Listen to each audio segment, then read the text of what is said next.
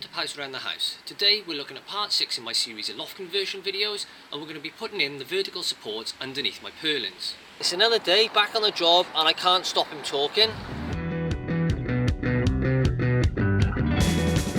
Right, so what we're doing here is trying to mark out a template so that we can cut some sections between these rafters and this purlin for going on top of our supports. And the way we're doing this is we've just put a piece of plywood there next to the rafter, so that gives you this angle of the purlin against the piece of wood. We're putting the spirit level and getting that bang on upright like that, and then we mark a line down there like that, which gives us that line, and then we can draw a line, as you can see there by Big Pouse, going down in line with the rafter. So now we can cut that to size and just see if it fits. Yeah, so that's perfect in there. What we got to do now, I'm jumping on this video here, is try them all the way along to make sure we've got a good fit, so that our template is going to make accurate packers for every rafter. Now here they've gone out a bit, so we might have to number this one and make a different one. Yeah, they've changed shape. And this is basically a good example of why you've got to check on an old house like this, because nothing is square, nothing is straight. What we'll do is we'll start this end, call it number 1. So on this packer, we'll write number 1, works for that one there, number 2, works for that one there, number 3, that's fine, number 4. That one there now we've lost, it's totally changed then, so this one's going to be for 1, 2, 3, 4. Starting on number 5 by, we'll cut another one, and I think they're going to be the same. So there we go, they're the templates, and if you look, it's nice and simple. Just number up the rafters on there, so that'll be suitable for 1, 2, 3 and 4. And then 5, 6, 7, 8, 9. And just to show you this, when you put them together, you can see the difference in the two templates there. And we think it's because it's where the hip of the roof is a slightly different join, and when they built the roof 130 years ago, something happened and the rafters changed angle, because you've obviously got 4 exactly the same and then you've got 6 exactly the same there. So very strange, but there we go, that's how it is.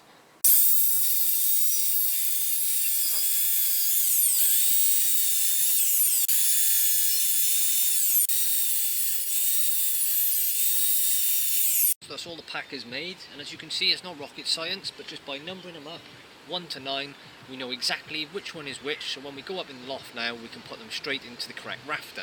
Here's the piece of wood that we just cut for rafter number 1. So if we put that there, it's flush with the purlin and flush with the rafter. And then this piece here is bang on vertical, so we can put some plasterboard along here when we've eventually finished and cover all this up.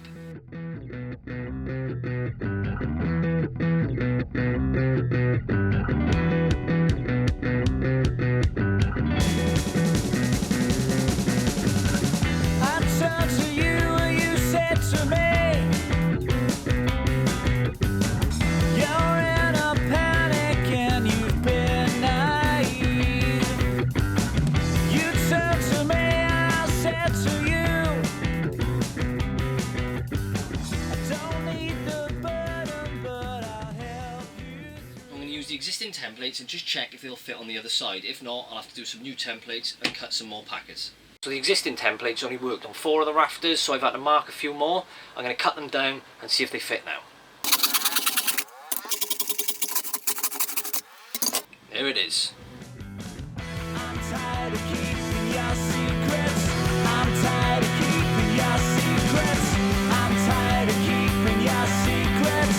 I'm tired of scared, but I don't want to let you down. I turned around and I walked away. So if we have a look here, we've got a length of 2 by 4, and we're running that along all the joists underneath the purlin. So we can do these vertical supports onto that, and that'll spread all the weight, and this will also double up as the front of my cupboard.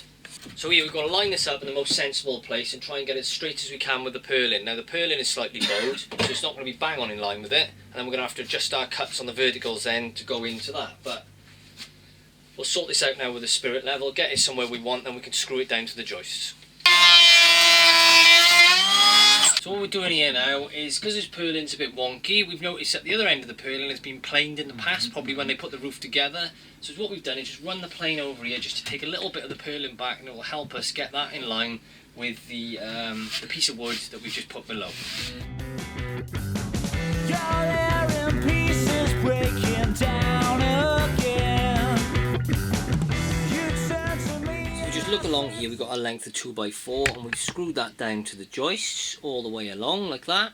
So now we're back underneath the purlin, and where we want to do these verticals we need to make another template just to cut this little bird's mouth around there. So we've just done that with this little piece of cardboard here. So you can see that when you place that up there, it fits perfectly underneath like that. We know by using the spirit level that this goes directly down onto the piece of 2x4 we've done below, and that is supported across all the joists. Now is what we're going to do, because the rafters aren't bang on in line with the joists, we're going to line these verticals up with the rafters. So now we've got to go downstairs and apply this shape to the end of the 2x4, and then we'll cut them to length. Now something we did up in the loft as well was numbered all the verticals here, so 1, 2, 3, 4 and so on, and then what we do is actually put next to it the length of each vertical, and that way when we come down here we can say number 1 and mark the piece of timber, and you know exactly what length to cut that one to, and then that one's done onto the next one, and that way you can't get them all mixed up. So line the bottom of the template flush with the bottom of your piece of wood, draw your pencil line, and there you have your bird's mouth. And now we need to cut that out with either the circular saw, the hand saw, or a combination of both. So there we go, a perfect cut to go underneath our purlin. Now we just need to do another 17. I'm tired of keeping your secrets. I'm tired of keeping your secrets. I'm tired of keeping your secrets. I'm tired of scared, but I don't wanna let you down. So you can see we put a few of these noggins in already. They're a bit tight to start with, but when you tap them into place, they're lovely and firm. So I'm just using my big lump hammer. Give the bottom a tap. Give a top a tap.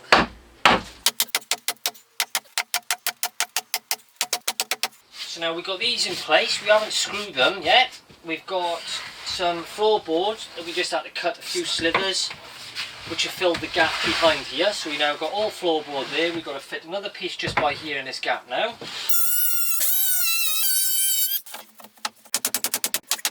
That's that board in. So up as far as those boards you can see down there now, that whole cupboard is boarded. Got to put a few more of these verticals in and then onto the other side.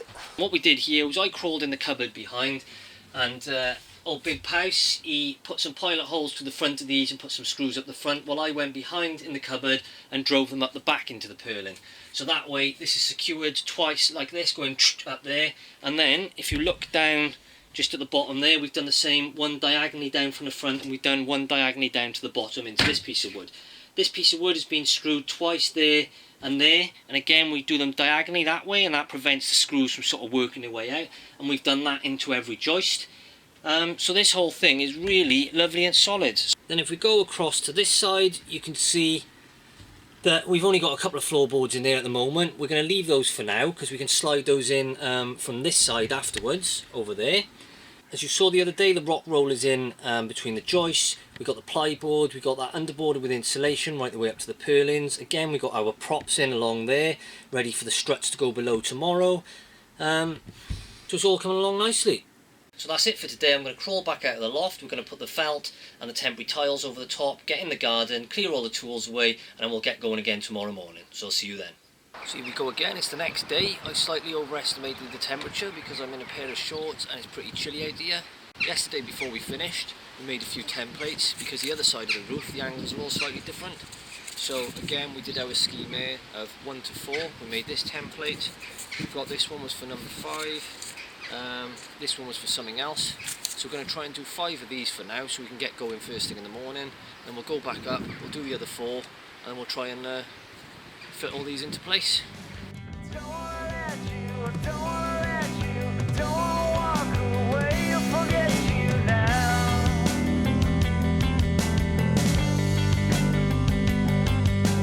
Don't wanna let you, don't wanna let you, don't wanna walk away or forget you, don't wanna let you down. So we're back up in the loft now, and we're just going to fit some of these vertical props underneath the other purlin. And like yesterday, it's just a case of tapping them in with a mallet, get them into place, and then we'll pop a few screws front, back, top, bottom.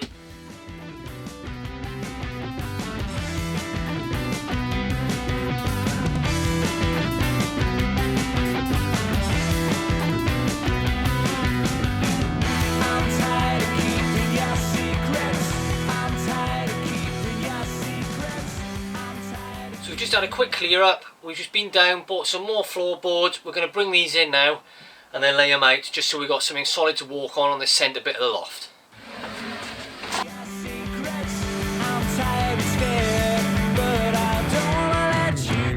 So a quick summary of what we've achieved so far. We've got the underboard and insulation over there, and we've done the plywood up to it. We've supported all these purlins with these vertical braces, and all this will become a cupboard behind it. We've put those down onto a length of 2x4, which is braced across all the joists. We've got our block wall in there at the back, so we're nice and secure from next door. If you go to the other side, we've got the same. You've got your block work, you've got these packers, we've got our verticals, piece of 2x4 across the bottom. And again, we've got the plywood, we've got the underboard and insulation, and that goes as far as we can go on that side, which is to there. This side, we've left the floorboards loose. We're going to have to do those at a later date. But inside, don't forget, we've put all the rock wool insulation in between the joists. And going back over to this side, which I forgot to mention, as you can see all my tools laid out on there now. We've got all the rock wool underneath between the joists on this side, and all that has been securely fastened down, so we've got floorboards. So more or less that side is done as far as the end of these floorboards. Now when we put the dormer on where I'm sat now, we can then get a bit more height above me. We'll have the ridge line coming out, and then we'll be able to put the rest of the joists in and finish off the work when we've got a nice bit of headroom and good access through the window. So there we go, that's all the interior structural stuff done as far as we can go so far. So the next stage is to start building the dormers, taking the slates off, redoing all the felt, all the slates, get the windows in, the skylights, etc. So for another few weeks that'll be it. If you like what you've seen so far and you want to watch more of my loft conversion videos, please keep an eye out for the future videos I'll be uploading. For more DIY, how-to, household tips and product review, please watch my other videos and don't forget to subscribe. I've been Pouse around the house. Ta-ta, farewell.